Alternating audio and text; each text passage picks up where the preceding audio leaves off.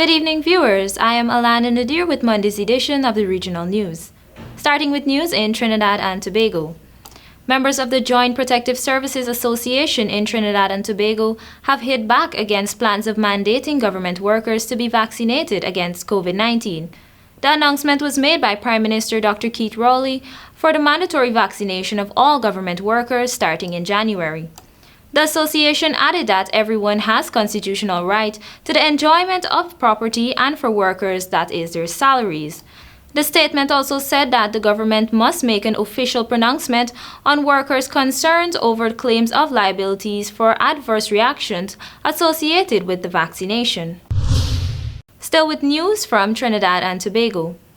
TNT recorded its highest death rate since the start of the COVID-19 pandemic with 33 new deaths reported Saturday.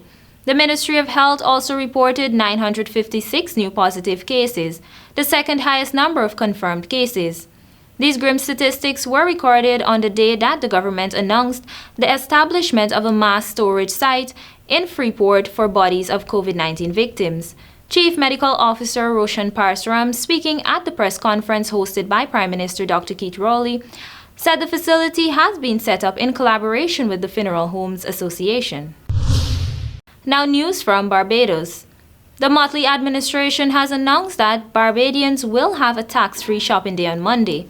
The announcement was made on Saturday by Finance Minister, who said that consumers will be exempted from paying the legislated 17.5% value-added tax VAT on goods and hire purchase sales. He said the initiative will make it easier for shoppers who have been financially challenged over the past few years and allow them to stretch their budgets. Here is some international news.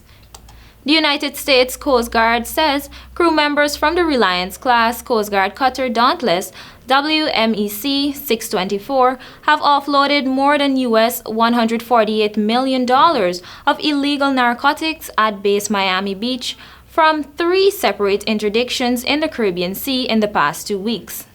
The U.S. Coast Guard said that following the 3 interdictions, 9 suspected drug smugglers from the Dominican Republic and Colombia were apprehended.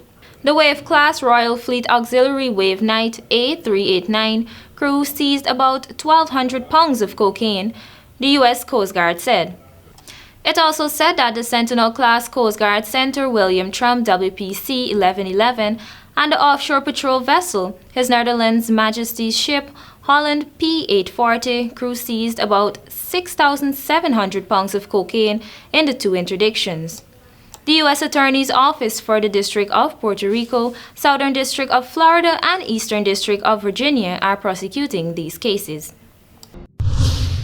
The death toll following the strongest typhoon to batter the Philippines this year has risen to more than 200, with 52 other people still missing and several central towns and provinces grappling with downed communication and power outages and pleading for food and water, officials said Monday. At its strongest, the typhoon packed sustained winds of 192 kilometers (121 miles) per hour and gusts up to 270 kilometers per hour (168 miles per hour) before it blew out Friday into South China Sea. At least 208 people were killed, 52 remaining missing, and 239 were injured, according to National Police. The toll was expected to increase because several towns and villages remained out of reach due to down communication and power outages, although massive cleanup and repair efforts were underway. And that concludes Monday's edition of the Regional News. I am ALANA NADIR. Thank you for joining.